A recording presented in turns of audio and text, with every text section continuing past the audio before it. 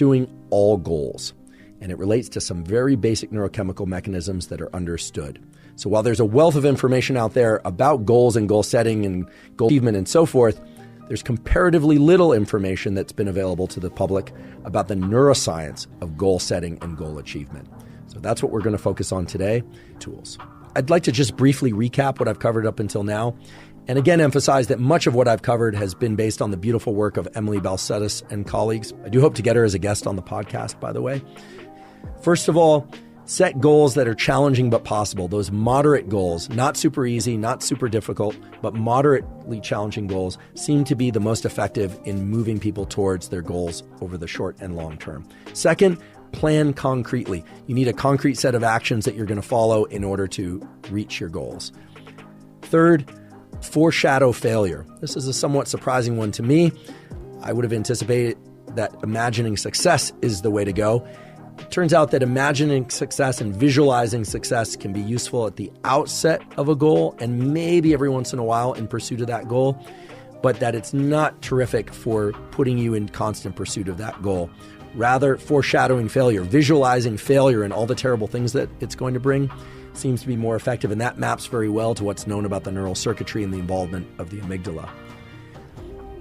Focus on particular visual points as a way to harness your attention and to remove distractors. Removing distractors and getting your body and brain into a mode of activation, getting that healthy increase in systolic blood pressure that puts you into forward motion towards your goals is absolutely key. So that's a brief summary of what I've covered up until now. There were other things too, of course, the dopamine system and the power of subjective top-down control in regulating that dopamine system. But I want to be sure to include a tool that's been especially powerful for me, that's grounded in the neuroscience research and in the psychology research. And as I describe this tool next, I think you'll see the ways in which it meshes nicely with the work that Emily Balcetis and colleagues have done. This is something that I've personally been doing for many years based on my understanding of the visual system and the understanding that indeed we can move our cognition and our perception from a place of interoception and focusing on our peripersonal space, that space within us and immediately around us, and on the things that are immediately accessible to us, that we can shift from that mode to this mode of exteroception, of focusing on things outside the confines of our skin and that are beyond our reach, that are literally goal-directed behaviors and goal-directed thoughts.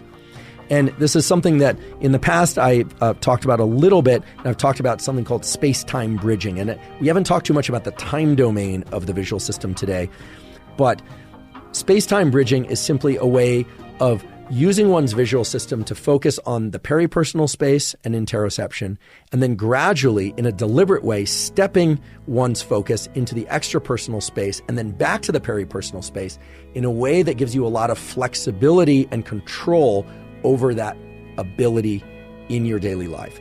So I'm going to first describe the tool, and then I will explain more about the underlying science and the underlying mechanism.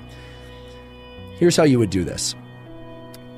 You could do this indoors or outdoors, although ideally you would do it in a location where you could view a horizon. It could be through a window, or ideally outdoors without a window. It could be done any time of day. At night it might be a little more challenging, but it goes the following way.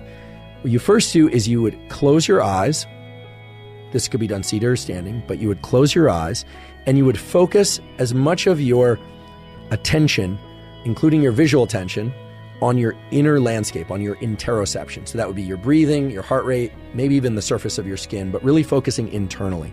Now, how can you focus your visual attention internally if your eyes are closed? Well, you do that by imagining your inner landscape, okay? So you don't have to imagine your heart beating and so forth, but what you're trying to do is eliminate perception of the outside world.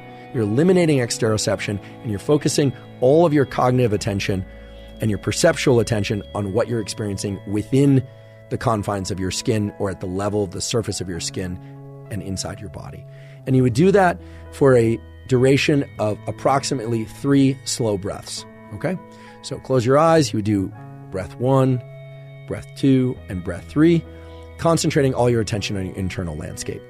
Then you would open your eyes, and you would focus your visual attention on some area on the surface of your body. So for me, the way that I typically do this will be to focus on, say, the palm of my hand. So I'll focus my visual attention on the palm of my hand, and I then do 3 breaths again, focusing on my internal state, but now I'm splitting out a little bit of my attention from interoception to exteroception. I'm focusing on something outside me. The ratio or the split of attention is about 90-10. About 90% of my attention is focused internally, but I'm also focusing some of my attention externally.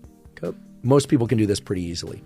Then there's a third, what I call station. I now move my visual attention to outside my body, to some location in the room, or if I'm outside in the external environment, something in the range of 5 to 15 feet away.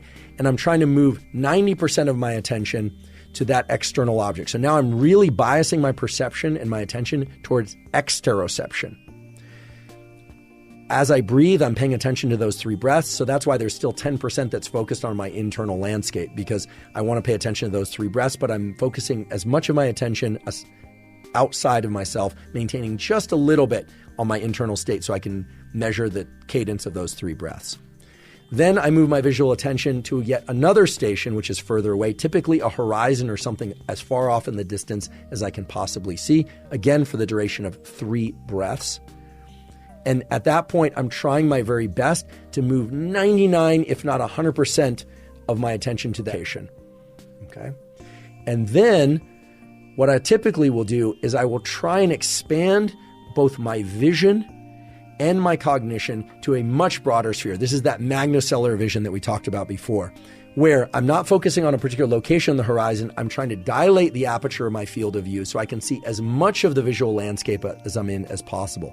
If you're in an if you're in indoors, then that might be the ceiling, the walls, and the floor of the environment you're in. If you're outdoors, it would be to expand your visual focus as broadly as you possibly can, again for the duration of 3 breaths. Then I would return immediately to my internal landscape. I would close my eyes and I would do 3 more breaths, focusing entirely on my interoception, on my internal landscape, or what we called before my peripersonal space. And I would then repeat that. Peripersonal space, 100%. Focused on my hand, 90%, 10% on my peripersonal space or my internal landscape. Stepping out to another location where it's mostly exteroception, maybe a little bit of recognition of my internal state. Then to the horizon, then to this broader visual sphere, then back into my body. And I would work through each of those stations maybe 2 or 3 times. The entire thing takes about 90 seconds to 3 minutes, depending on how many breaths you do. I said 3, but you could do 1 or 10. It doesn't really matter. Or it's also going to depend on, for instance, how slowly you're breathing, because your breathing might be faster than mine or vice versa. What is all of this doing? Why do I call this space-time bridging? And why is this useful for goal setting? The reason I call it space-time bridging is that the visual system is not just about analyzing space.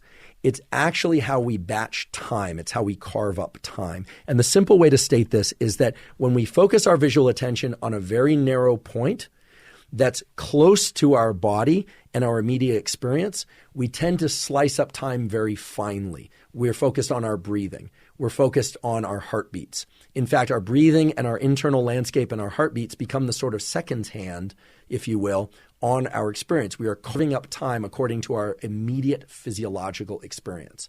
Whereas when we focus our visual attention outside our body, not only do we engage that exteroceptive, extrapersonal space system, and we start to engage the dopamine system, the goal-directed system, but we also start batching time differently. When we focus our visual system into a broader sphere of space or into a space beyond the confines of our skin, we start carving up time. Our frame rate changes. Now, this is useful in the context of goal setting, goal assessment, and goal pursuit, because with the exception of a very few isolated examples, almost all goals involve setting some goal that's off in the future, and then carving up the time between now and the achievement of that goal into milestones that range in duration. And the rewards, even if we try and just make them every week, are going to come at some unexpected intervals. And that's actually can be helpful for reinforcing behavior. Intermittent reward that's intermittent and random is the most